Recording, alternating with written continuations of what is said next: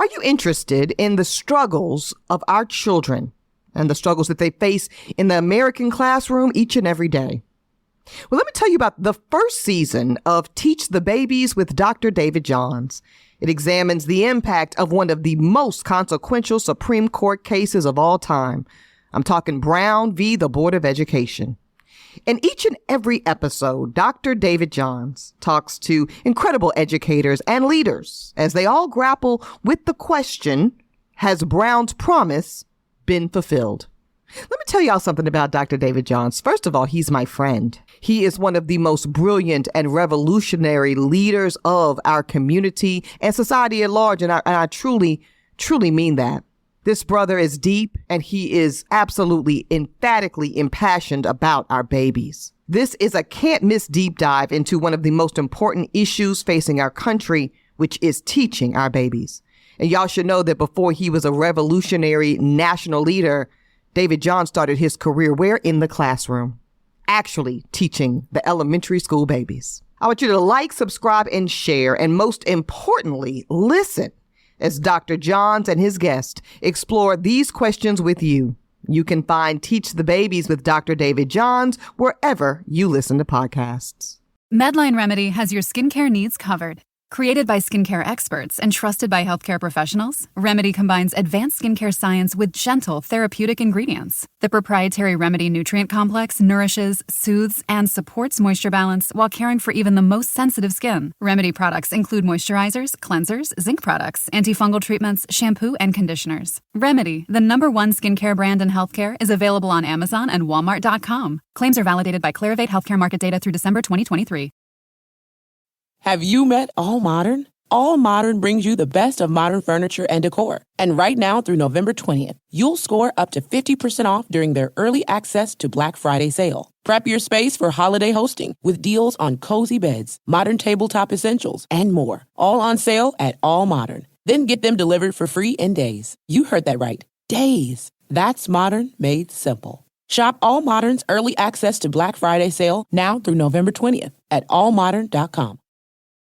Hey y'all, I'm Eboni K. Williams here, host and attorney extraordinaire. Welcome to Holding Court, where we analyze the very latest in legal headlines, the ones that got all the streets talking. You know what we do? We dig deep into how the courts impact the culture. We break it down, going straight from gavel to your news feed. And every week, we keep it 100. Right, Dustin Ross? That's right. Hey, jurors, what's up? It's your girl, Auntie E. So listen, this week is going to be a bit different. So y'all know the vibes. Normally Dustin and I come in here, we chop it up. We give you 3 great docket items. We break them down legally and culturally. We do what we do, and we send you on your way, hopefully more informed, educated, empowered, and entertained. We're going to do that, but I'm going to do it solo this week. Shout out to the great Dustin Ross, who will be, of course, back in studio with me next week. But your girl just had to get a couple things that were weighing pretty deep this week off my chest, and I needed to just kind of ride this one alone. And it's because I'm really taking y'all to some interesting and very specific points in my mind as I look at what will, I know we keep saying this, y'all, but for real, the most consequential presidential election, certainly of my lifetime. If you're a millennial, this is the big one, as they say.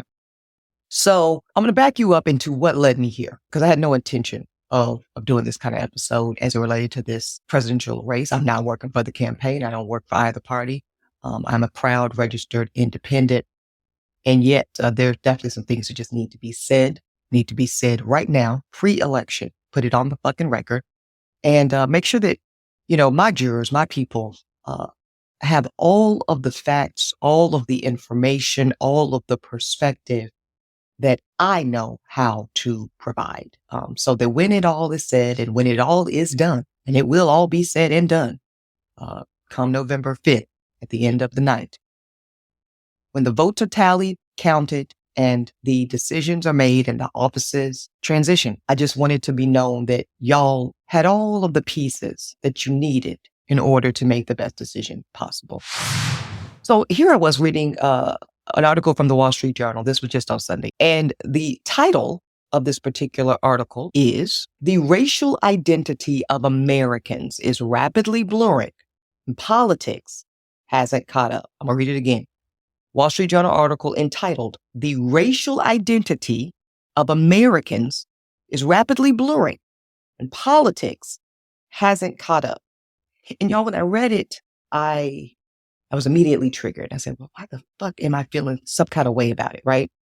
Because of course it is true that Americans today are more categorically diverse, right? Like we identify, many of us, as multiracial or this and that's, I think can be a good thing. That somebody like Barack Obama, for example, could be a Black man and a biracial man, right? So that's something that a generation ago wasn't really permissible in the same way. We see it with Meghan Markle, right? Who's very vocal about her mixed race identity. That was something that just wasn't allowed. Y'all know the vibes. Back in the day, you were Black or you were white, and that was it, and that was all. And in fact, the one drop rule applied. So if you had a what we call in the South, a touch of the brush, you had that one drop. It was what it was, and your ass was Black, and welcome over here. And we're gonna get back to the one drop rule later in this particular show. But back to this, I read this headline, y'all, specifically the part about politics hasn't caught up, and it triggered me. So I went to explore why I was so triggered. And it occurred to me it was because this notion, this presumption that politics hasn't caught up is a lie. It's actually a false presumption, because I implore to you that politics is not only caught up on the racial diversity piece, that the politics at large is ahead of the game, as they tend to be, as the big time power players and political savants tend to be. They are ahead of the curve as it relates to this notion of racial identity and the rapid blurring of it all. Here's also what I know for sure, and I'm going to say this part. This is the real piece I need y'all to hear in this episode. When it comes to this 2024 presidential race for the presidency of the United States of America, the Democrats and the Republicans are running two completely different races. No pun intended there with the race piece. But here's what I mean by that. They're both running for the presidency. Yes, indeed they are. But they are running on two drastically different motivations. And let me explain to you what matters in that difference in motivation. Now, we all know the basics, right? That these elections, all elections, but especially these really, really tight ones, these really, really close ones, which we are hearing every day more and more and more about how close this one is. And I know some of y'all feel away, like, how could it be this close? Yeah, we'll get to all that. But here we are. It is that damn close. And that's what you need to know. That's what's important. Not really so much why. We can go into why.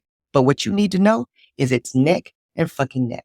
And in all of the battleground states, the 7 or so that really are going to change the outcome of this election, that are going to determine it rather, it could not be closer. I'm talking about, we're going to see voting margins. If the last time we saw margins, I told y'all last episode, 15,000 votes, Biden won Georgia by, 11,000 votes, Trump won Michigan by in 2016. Get ready for 6,000 vote difference. Get ready for an 8,000 vote difference in this particular election. It's going to be that damn close. Watch what I say. So the fact is, when it's that close, turnout matters. The ability to turn out voters for your side, for your candidate, is the only thing that matters. Let's just get to it.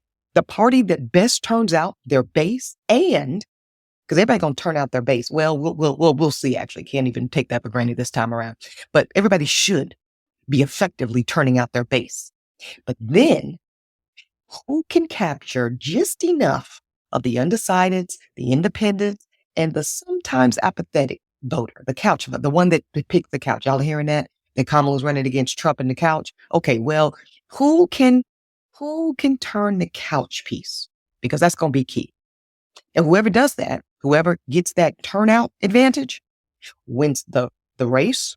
And in this case, they win the White House. And I'm going to go further, y'all. In this case, because what this election, this is a cultural election. And that's what this whole thing I'm breaking down to y'all is about. The policy piece, the policy is cultural. And you probably know where I'm going with it already.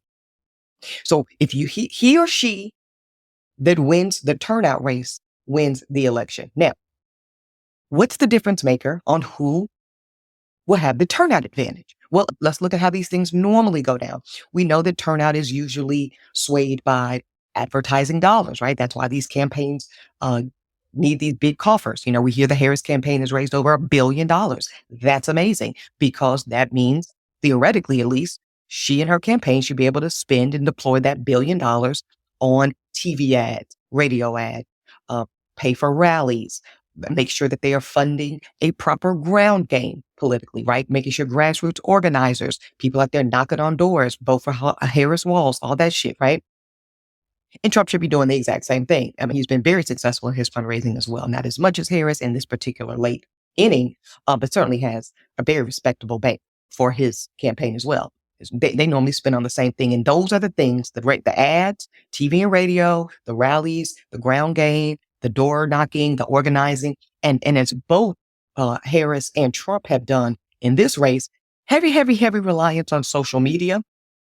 Okay. I heard it, I think I heard the Harris campaign, and I'm sure the Trump campaign too. They're literally paying $2,000, $3,000, $4,000 to social media influencers to post on their behalf. Got it. Okay, so this fine. That's taking advantage of the technology. Makes sense. And then also both are heavily relying on big prime time kind of podcast interviews. Kamala might be trying to go on Joe Rogan. Y'all know the vibes. Shout out to Charlamagne the God, who had, I think, 30 billion impressions of his radio town hall with Vice President Harris. And Trump has also been, out there on these big podcasts doing the same thing. Okay, so that's normally what dictates the turnout.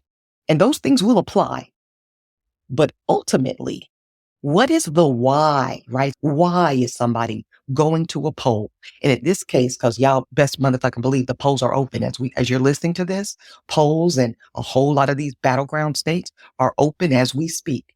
What is the motivation to get people from their house, their school, their couch, to get in that line, many times stay in that line for hours upon hours upon hours, oftentimes with no food, nothing to drink, and cast that vote?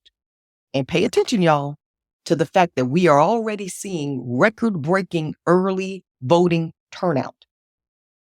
And while that's expected from the Democrat side, I need you to know that is a brand new fucking element when it comes to Republicans. Republicans don't really vote early. They really don't do that. So the fact that we are seeing them show up to the polls in record numbers this early, it says something about the motivation piece. More about it in just a second. But it's evident that where Kamala Harris and Donald Trump are running for president, they are indeed running two totally different races. Medline Remedy has your skincare needs covered. Created by skincare experts and trusted by healthcare professionals, Remedy combines advanced skincare science with gentle, therapeutic ingredients. The proprietary Remedy nutrient complex nourishes, soothes, and supports moisture balance while caring for even the most sensitive skin. Remedy products include moisturizers, cleansers, zinc products, antifungal treatments, shampoo, and conditioners. Remedy, the #1 skincare brand in healthcare, is available on Amazon and Walmart.com. Claims are validated by Clarivate Healthcare market data through December 2023. Have you met All Modern? All Modern brings you the best of modern furniture and decor. And right now through November 20th, you'll score up to 50% off during their early access to Black Friday sale. Prep your space for holiday hosting with deals on cozy beds, modern tabletop essentials, and more. All on sale at All Modern. Then get them delivered for free in days. You heard that right. Days. That's modern made simple. Shop All Modern's early access to Black Friday sale now through November 20th at allmodern.com. Now, the Democrats, okay, let's talk about their why. Let's talk about why, at least the framing so far from the Democrat Party, Kamala Harris, Harris Walls, this is the why that we're hearing. We're hearing that the big why is to save democracy. Cool, got it. Natural correlation. Everybody saw what happened on January 6th. Many people are now naming the fascism piece of the Trump of it all. So it makes sense that the stated motivating factor, the stated big why one would be compelled to cast a vote for Kamala Harris and Tim Walz and the Democrats in this election is to do the mighty, patriotic, important work. And it is important work. I am not mocking it. That is to save democracy as we know it, to make sure that America remains a country of representative democracy, where each person, each citizen has a say that is a worthwhile and compelling motivator. And then, the micro of it all, of course, are the policies, right? Kamala Harris is running on the economy. She's running, saying that most of the economy under the Joe Biden administration was net positive for Americans. It could be better. She's running on housing. She's running on healthcare. She's running on the issues, even as she runs on immigration, denouncing that she was the border czar necessarily, but talking about how, there needs to be pathway to citizenship, but also stern boundaries and borders. Y'all know the vibes. But even the way she's running on immigration, I submit to you, it's as if it's just another American policy, as if it's, no different necessarily than the environment or geopolitics. And that's traditional. That's how candidates tend to run on these big bucket policy items that we see on polling. And under this broader mantra this time around, which is, I think, fairly unique for this campaign, Joe Biden's motivator was to return America to decency, right? Let's just be a decent country again, because Trump was so indecent. Kamala Harris is saying, well, we saw what happened on January 6th. We know how far this man will go. He wants to be a dictator, a tyrant. This is fascism. We got to save democracy here. Vote Kamala Harris, Tim Walz on November 5th.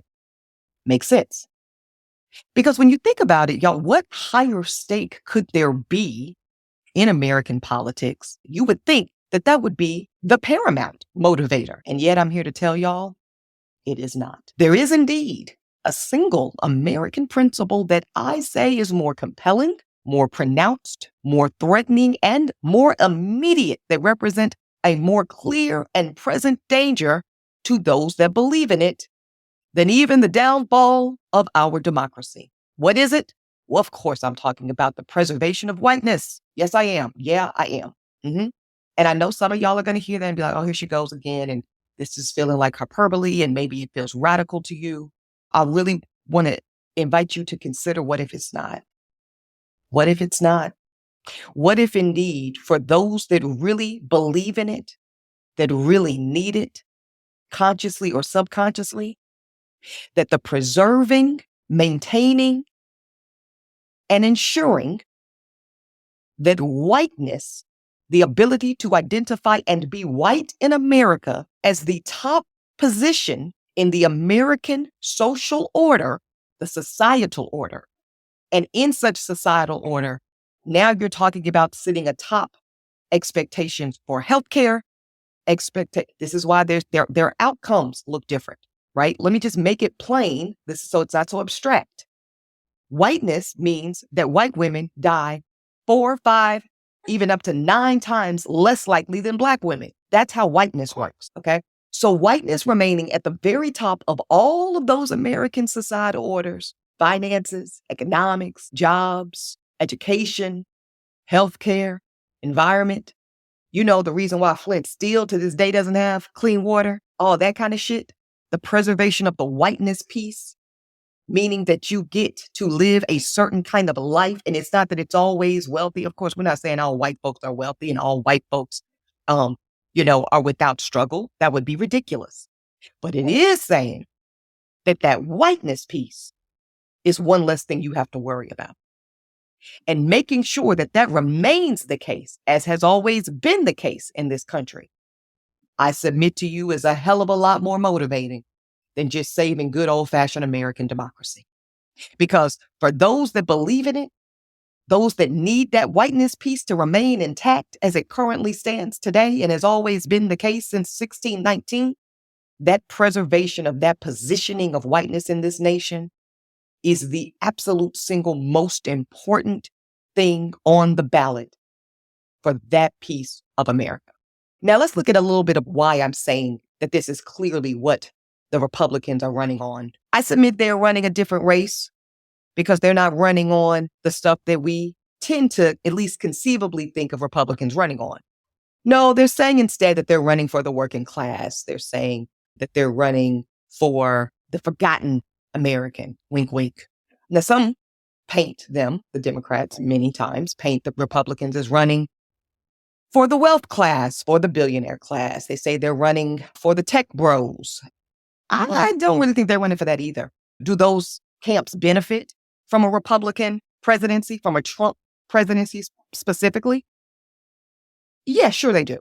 But let me be real clear. This particular Republican ticket in 2024 for the United States presidency led atop by Donald Trump, who, of course, at this station in the game has been convicted of 34 felonies with many more opportunities for conviction or acquittal outstanding.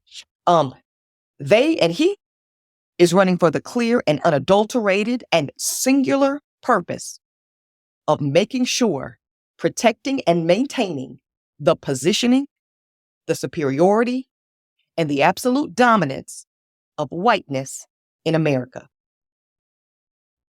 And if I didn't need any more affirmation around my analysis here, I woke up just this morning, to Elon Musk saying that he is willing to pay $1 million out of his own pocket on a daily basis leading up to this election for folks to vote Trump. Now, I know some of y'all, he's saying flat out, I'm going to buy your vote. I'll bribe you for it. There's absolutely nothing I won't do. I will do whatever it takes to get y'all to the polls for Trump. That is just how motivated Elon Musk is to make sure that Donald Trump wins. He's going to give out $1 million a day. Now, that's not chump change for him because he's got so much money, but still, $1 million a day is a hell of a motivator. So what's underneath it? What's driving it? Now, I know a lot of y'all say, well, he's a billionaire. He's a tech bro. He wants to make sure Trump is in so that the regulations don't tighten on him, yada, yada, yada. And y'all really, really going to sit there and actually believe that this is a pure business motivated thing from Elon Musk. And if you believe that this is straightforward business politics as usual, I have a beautiful beach house. It's right here in Harlem and I want to sell it to you. I really do. Of course, y'all, yes, business is at play.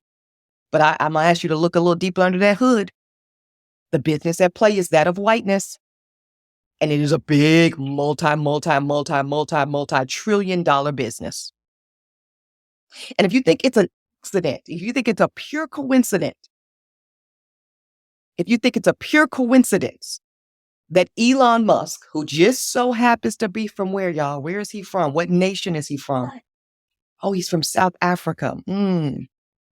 The same South Africa that knows firsthand just how absolutely essential it is to both create and maintain a racial caste system where whiteness sits atop, right? Not until 1990 and the end of apartheid as they knew it, did South Africa, not until 1990, when apartheid as they knew it came down, did South Africa ever have to really reconcile with what it would look like for whiteness to be stripped of its default positioning, sitting atop the social, societal hierarchy? And keep in mind, South Africa also had what? They had created an intermediate class. Remember going back to the Wall Street Journal headline that got me all on this tailspin? Remember that? The racial blurring? Well, South Africa decided to do some racial blurring because their numbers worked in the opposite way, right? Whereas America has a white population majority, South Africa has always had a Black African racial majority. So they needed to create that intermediate hybrid class of the colors. There's some of y'all mad at Tyler right now. Well, see, that's where that class comes from, that racial ambiguous something in the middle, because in their case, the something in the middle helped protect the whiteness at the top. See, it's the opposite here, though. I'm submitting to y'all, and I'm going to prove it to you as I walk down this analysis, that racial blendingness, that racial ambiguity piece, that blurriness, as the Wall Street Times calls it, that we are indeed experiencing here in America. Right now, y'all, about 10% of Americans polled, 10% identify as multiracial. So it's true that we are becoming a more blended racial country in that way. And I submit to you, all of that does is drive up the motivation, the motivating impulse of those that are white and need to be white to protect it. And just to wrap up the Elon Musk piece, just think about it. He's South African by birth. He knows not only in his own lived experience, but also from all the stories, can you imagine the stories told to him as a white South African about how good it used to be? And not back in the 1800s, not in the early 1900s. I'm talking about the 1960s, 70s, 80s, how good it really used to be white in South Africa. And imagine what that does to Elon Musk's motivation to make sure that here in America, where I submit to you, apartheid has not really fallen all that much. Not for real. It's fallen some, but it has not fallen all the way, which is why you still have the discrepancies of lived experience between Black Americans and white Americans generally, rather. Elon Musk is very fucking motivated to make sure that this land that he now calls home, America, the United States of America, maintains its social hierarchy, unlike South Africa, where whiteness and whiteness alone sits atop of all the operating systems. And y'all remember, this man is already worth $250 billion with a B dollars. Now, I'm not saying there's not more money to get, and those that are in that billionaire class stay there because they're constantly worried about making more and more and more and keeping it. I get that. But again, two things can be true at the same time. And I submit to you, here they are. Yes, Elon Musk very much wants Donald Trump at the White House for the reduced regulations of his particular business interests. And Elon Musk, more than most, understands firsthand the geo perspective of maintaining whiteness. Okay, now let me go around here and distinguish whiteness as a construct from individual white people, because we all know that this is one of the things that many people critique about some of Trump's voters, right? They say, how are these poor white people voting for Trump? Because, he clearly doesn't give a damn about poor white people. He clearly cares about the billionaire class and all of this. I've even heard some of y'all say poor white people and white women are voting against their interests when they vote for Trump. I assure you they are not. They are not. They are very much voting for their interests, because who needs whiteness more than a poor white person? See, let's go back in our history books. Let's go back to around 1619 when we all first got here. And shout out to the Native American and indigenous people. They were already here, but the rest of us got here around those times, around the 1619 mark. So when we came, we didn't come in equal capacity. We know that. There was the wealthy white colonist, right? Then there were the enslaved servants, the Black African Negro types. And then, of course, there were the poor whites who were bought here in an indentured servitude capacity. And originally, some Africans were brought to this nation in an indentured servitude capacity. And then white people, I should say, realized that this created a problem. And I'm going to fast forward through this real quick, but do yourself a favor if you don't know this history of how these categories were cemented, and read up on that, because it's very important. If you could ever understand race in America, you have to understand how Blackness became a thing in America. Because, if you talk to Africans, they're like, well, we're not Black where we're from. No, Blackness is a very American construct in that way. So in order to separate the indentured servant whites and the indentured servant Blacks, there had to be a creation of social hierarchy that wasn't around capacity of service. That wasn't around whether you served or whether you were the owner or the boss or the this or the that, or you had this kind of job or that kind of job. No, we had to make it about race. And at that point, y'all, everything fucking changed. So at that point, even if the white planting class, so the quote poor white and the poor Black, did the same damn thing for work, let's say they both planted tobacco or harvest tobacco or whatever, know that white planter had a totally different lived experience. Both poor, both doing back-breaking, labor-intensive work. But the white man had the benefit of whiteness. And the white wealth class said, because you're white and for no other reason, not because you're more educated, not because you're more deserving, just because you are white, we're going to give you the right to potentially vote, potentially own property, and potentially do this, that, and live a human existence, a humane existence. And the Black folks, well, not so much. And then it became all this other shit, which, again, read up on your own leisure. But the presumptions that Black folks, by nature, the sons and daughters of Africa, were not intelligent enough, were not capable enough, and that these things were exclusively to be held by white folk, poor or rich. So this is just the historical significance of whiteness, even amongst the poor whites.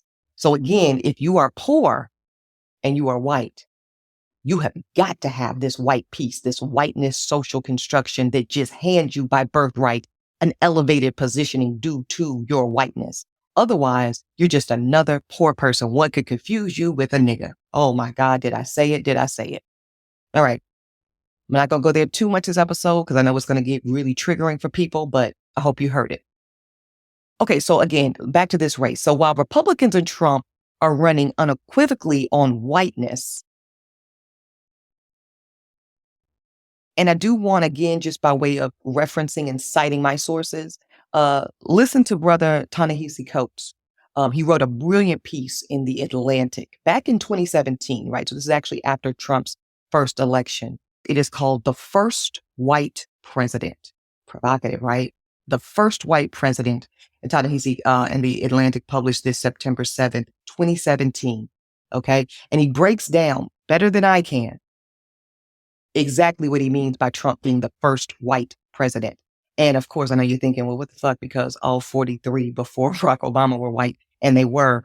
But in short, what Ta-Nehisi is saying is that those white men, white they were, and obviously huge benefactors of whiteness, absolutely, they had at least earned their mark in some industry. Every single one of them had served in a public capacity before. Most of them had served in the United States military. Trump is the first and only one who has never in his entire life served in any public capacity before the White House. And he is the first one that was just so flagrantly lacking of any qualifications whatsoever other than the one most paramount, most important, most germane, most essential qualification of them all, whiteness. That is what Ta-Nehisi Coates means when he says the first white president, Donald J. Trump. Check it out. There's also a very nice 2-minute video that accompanies it. So again, this is not about Trump giving a damn about these particular white people. And it's a broad coalition of white people that support Trump generally. Okay. Rich ones, poor ones. Because again, this whole narrative of, well, it's just these economically left behind, disenfranchised. No. Trump wins college educated whites. Trump wins white women historically. We'll see how they act this election. I hope they act better. I hope they show themselves to be better. We'll see. And I really mean that, but we'll see. So Trump wins every category of white voters in America. Men, women, across age demographics, and across socioeconomics. Whatever could it be that is motivating them? What do they have in common? It's not money. It's not necessarily gender. It's not necessarily religion. It's not even necessarily sexual orientation. Whatever could it be? Oh, it is whiteness and what it still to this day affords them. So again, that is a motivator that I don't think can be topped, even by the preciousness of saving American democracy. So how do I know that? How do I know that whiteness is just that compelling? And again, I'm not saying all white people are chiefly motivated by it. And I will absolutely name that distinction in a minute before I leave out of here. But it is for that segment of white folks that need to be white in order to ensure some aspect of their positioning and that of their children and grandchildren and the so-called and the so on. Oh yeah, it's going to get them to the polls in ways in which we've never seen. Now, how do I know that? Whiteness itself is on the ballot on the Donald J. Trump Republican side. And I know that because when I look at this record turnout from Republicans, what else could it be? So right now we're seeing, again, record early voting turnout in the states of North Carolina and Georgia. And Wisconsin is looking pretty damn impressive as well. Particularly here the states, Georgia and North Carolina are showing up in numbers to which we've never, ever seen in American history, ever. Means that they are being motivated in a new way. It means that this is not about small government, and this is not about a tax rate. This is about, I submit to you, their understanding of what they are really running this race on, which is the positioning and the preservation of their white benefit. And it is indeed a benefit, their privilege. And when y'all think about it, it's almost the only way, right? It could make sense that these particular Republicans in these states are showing up so enthusiastically in such huge numbers, lines wrapped around the building over and over and over again for a man with 34 convictions of felonies in the United States of America. I mean, again, a man who by his own existence has broken the very one promise that he ran on originally. Do y'all forget when Trump came down that elevator back in, 2015, early 2016? And he created a phenomenal campaign that he ultimately won. You know, he promised to do just one thing to his own base. Y'all remember what it was? That man promised to build a wall. Yes, he did. He promised, he said, I am going to build a wall and I'm going to make Mexico pay for it. Didn't he? I know I didn't make that up. He absolutely said and promised it. And the one thing he promised that he would do as president, after 4 years, he never fucking did it. Nope. Y'all seen him? Didn't even give a damn status update. Like the wall is halfway done or no, nothing. So this is not about them loving and enthusiastically running to early vote and support a president who has lived up to his promises to them. He broke the one damn promise he did make. No, this is about what I just told y'all it's about. And if you think it's about something else, you're missing it. You're missing it. Maybe you're missing it because it's too dark of a thought to consider that many white Americans, and by the way, of course, it's not just white people voting for Trump. There are some Black folks and certainly many Latino individuals and probably some Asians too that are voting for Trump because they are committed to their own proximate positioning of the white hierarchy. And they're saying they would rather ensure that it remains intact because they know where they stand with it and they've made their peace with it. Maybe some of them even fucking like it. Okay. Because in that position, let's just play with the Black man piece just for a minute.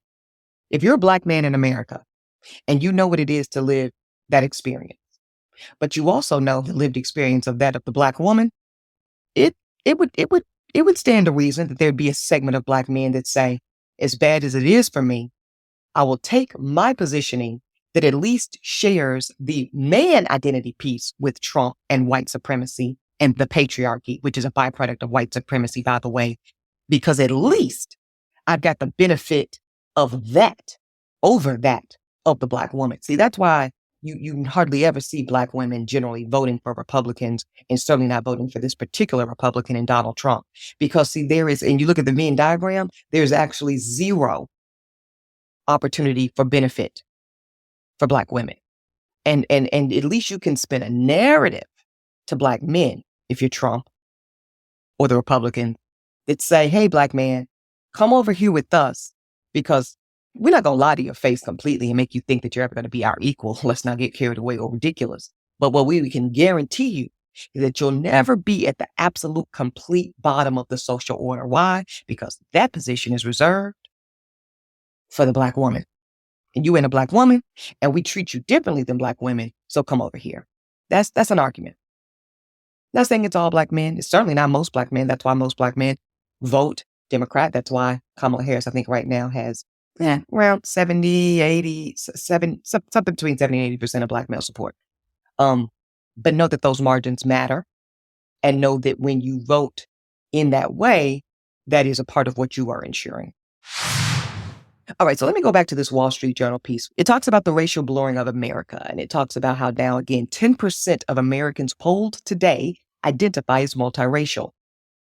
So it's important that we acknowledge that this piece is suggesting, and many people believe, that we have gotten beyond the traditional buckets of just white, Black, Asian, Hispanic, and Native American. And in fact, I am absolutely willing to stand and admit, hold my hand up, that it was only in this article that I heard for the first time of the racial category of Native Hawaiian, along with many times Middle East and North African as their own designated categories. And then, like I said, many times you can choose to pick this and multiple, and it's all of that. And I'm not saying that's a bad thing. I think that acknowledging all aspects of one's identity, including the racial ones, can be very important. But what I am saying is when it comes to American politics, it's not a thing. It's not a thing. It's not a thing. It's not a thing today. It might be a thing tomorrow, but it's not a thing today. And we know that Democrats are often accused of relying on the identity politics piece and do, but Republicans do and more, okay? Because it is that whiteness piece. And see, the thing about whiteness it becomes very elusive to identify because it rarely names itself. See, this is why it was such a, some people cringe when it was white guys for Kamala Harris, but nobody cringed when it was black women for Kamala Harris. Nobody cringed when it was Latino men, queer people. No other category, every other category gets to stand proudly, confidently, and boldly in their proclamation of identity, but white folk. And see, actually, I think this is part of the problem. White people never want to say they're white. They never want to, and maybe there's much reasons around that. I'm not white. I can only speculate.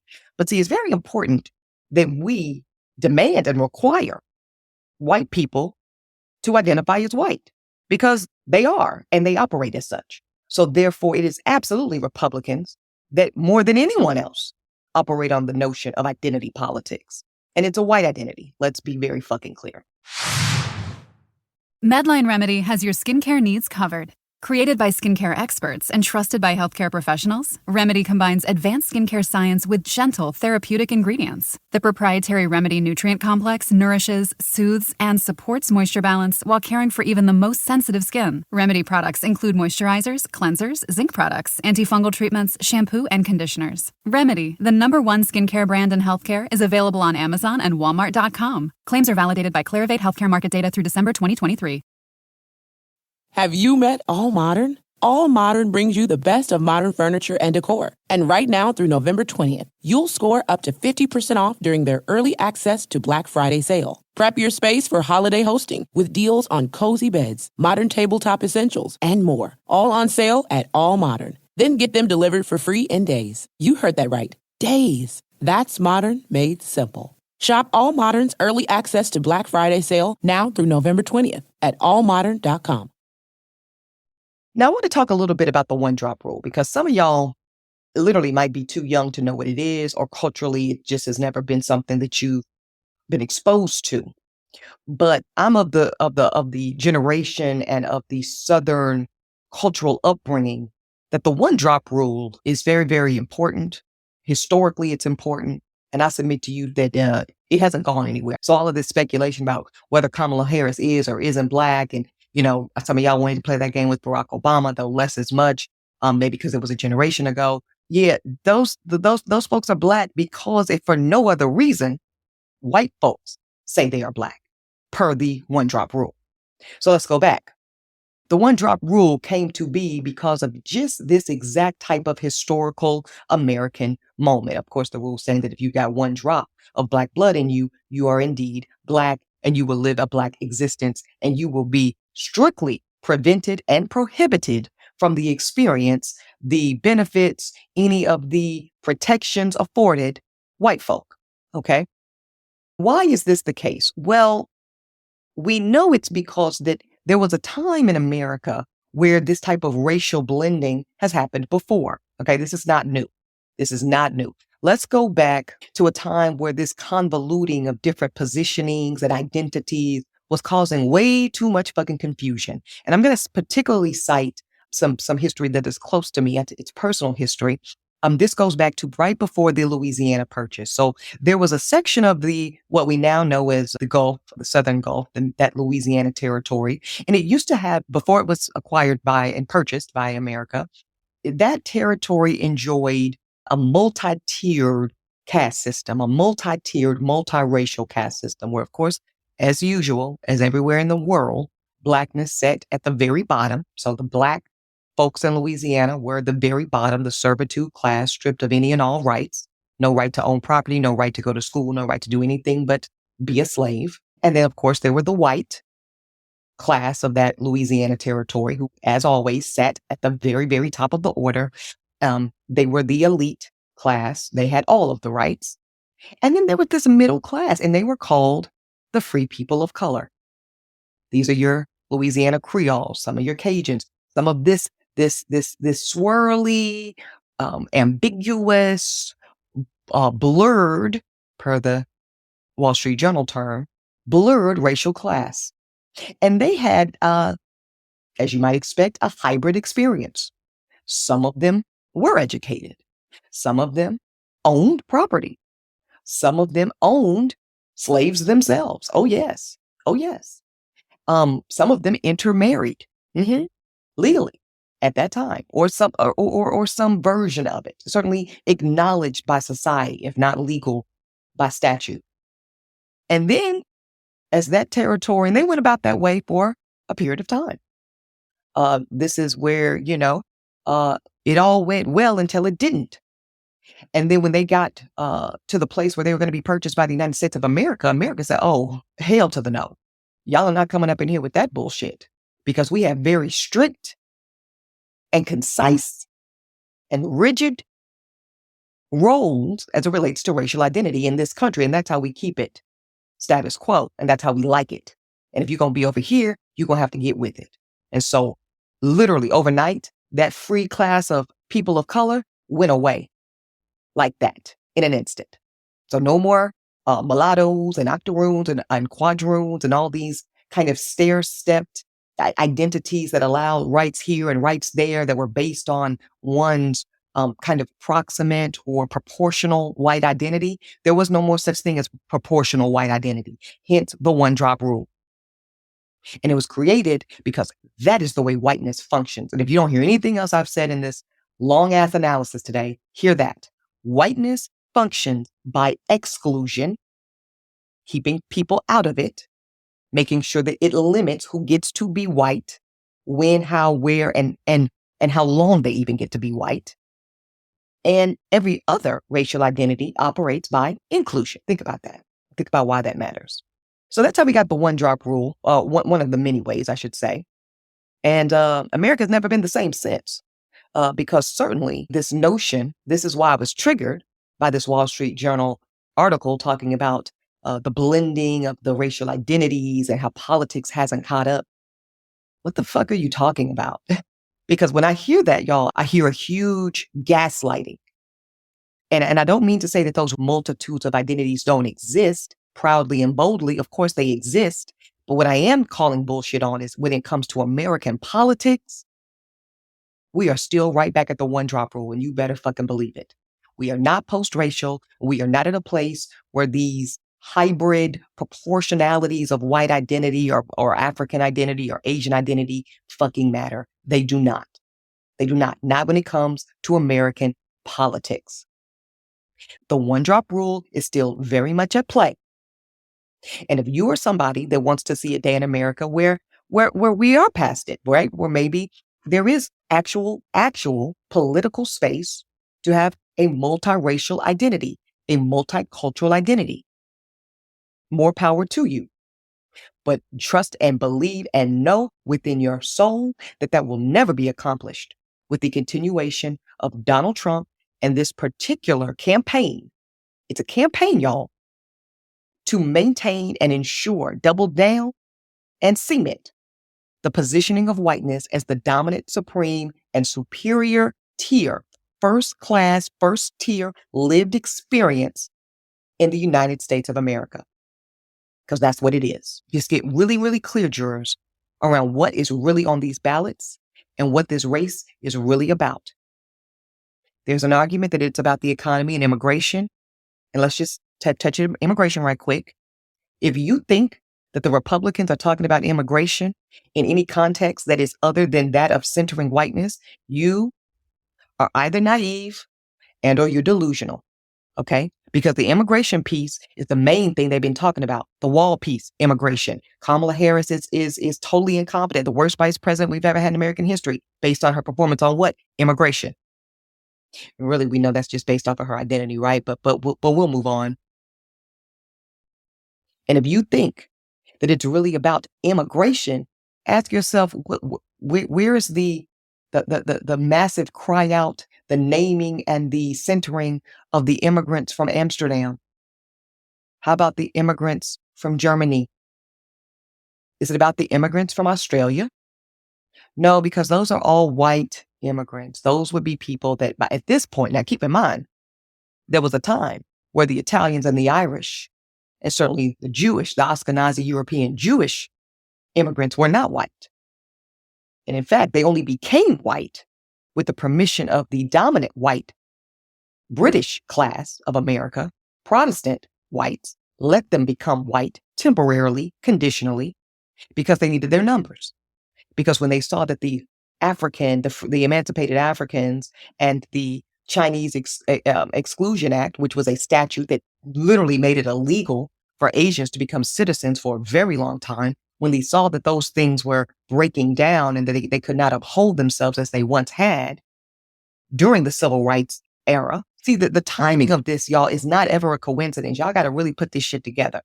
When the traditional Protestant white British existence in America, that for the longest time were the only folks that got the benefit of being actual white folks in America, when they saw that their numbers were being threatened and they were being potentially overtaken by Black majorities, Asian majorities, Hispanic majorities, Latino majorities, they said, well, we're gonna have to loosen this velvet rope, if you will, on this whiteness shit.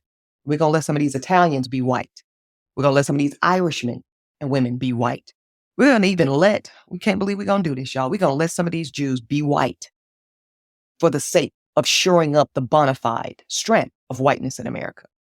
And this is why more of us need to be aware of how whiteness works, its limitations, and why in which we are, I'm not going to say united, I'm going to say aligned in mutual beneficial interest to truly deconstruct, disassemble, and destroy this white supremacist hierarchy. That's the why on that, not just the altruistic piece, although nice to do. Morally the right thing, sure. But there's a real tactical reason why it must be annihilated. So again, y'all, here it is. Republicans are running a different race. I started with this statement. I'm going to end with it. They are running a race that singularly has a mandate to make sure that they as white folk and their children and grandchildren remain at the very top of the American order.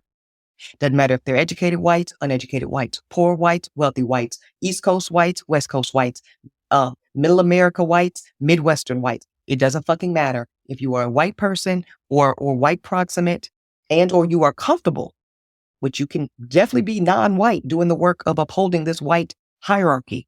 Please believe it. It happens every day. So if you're any of those and it is important to you that this white hierarchy remains intact, then we know what you're going to do on Election Day.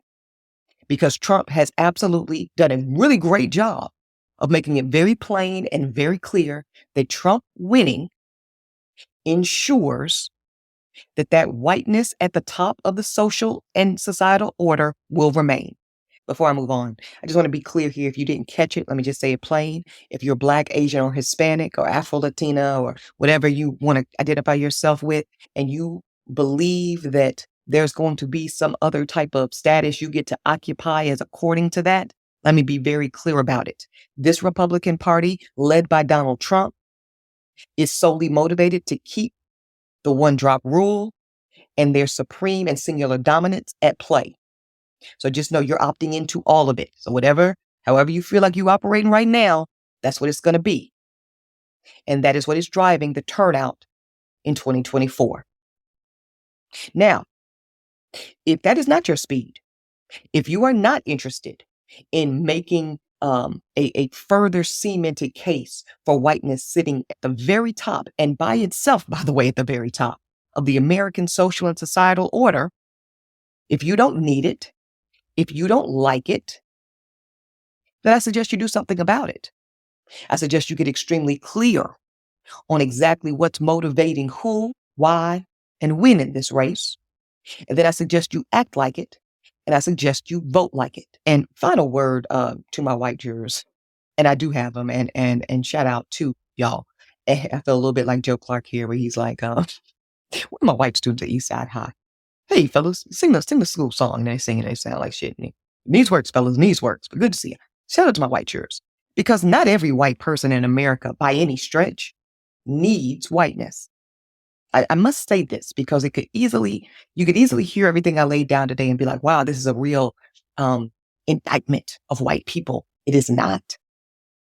No. Any more than make a glaring across the board indictment of people with blonde hair or brown eyes. See, you're born how you're born. If you happen to be born white, you were just born white.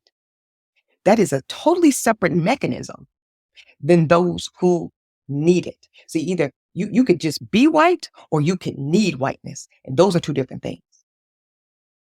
Are you somebody that can just stand in it, can stand on your own intelligence, your own meritocracy, your own work ethic, your own moral compass, your own character traits, and exist and compete, dare I say compete in this world broadly without the default currency, positioning, and posture of whiteness?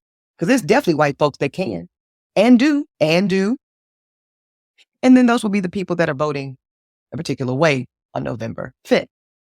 But, to thy own self be true. And we each know ourselves better than we know anyone else, and certainly better than others know us. So do some real self-discovery and figure out what kind of white person you may be. Are you the kind of white person that in this moment in 2024 says, you know what? I didn't ask for white supremacy. I didn't build white supremacy. And I'm at a point where, you know what? Fuck it. I can do this thing called life without it. Don't have to have it. Well, I invite you to the broader coalition of the true ideals and promises of what America was always stated she should be. Y'all better listen to RTE. I know I be out here sometimes, but I am telling you what I know. I am telling you what my degree in Black and African studies has taught me. I am telling you what my ear to the ground of close corridors have taught me. I worked at Fox News for 5 years plus. Come on now. All right, y'all. So that's it and that's all. The Democrats and the Republicans, Kamala and Trump, they're running two different races. Kamala's running a traditional American race around saving democracy. Cool. Got it. Needed. Trump is running and the Republicans are running on preserving a way of American life that is essential for them. So much so that they are willing to die for it. We know that because we saw what happened on January 6th. And it's not a little fringe, little piece. It's a broader majority of anybody that stands in that position. So that's what's motivating them. Get clear about what's motivating you. And then what we're going to see y'all on November 5th is who exactly was more motherfucking motivated. That's it. That's exactly what all of this is. Once you get that clarity, I want you to act like it and I want you to vote like it. All right, that's it. That's all. Thank you so much, jurors. I'm going to leave y'all with the great words as Dustin Ross would say, and that is, on this one, heavy, read your terms and conditions. Holding Court is produced by Uppity Productions. Host and executive producers here, Eboni K. Williams, yours truly, and the Dustin Ross. Executive producer in Dossie, McCraw. Our senior producer, Ashley Hobbs. Creative consultant, Jay Kleinberg. Follow us on Apple Podcasts, Spotify, and any and everywhere you get your podcasts.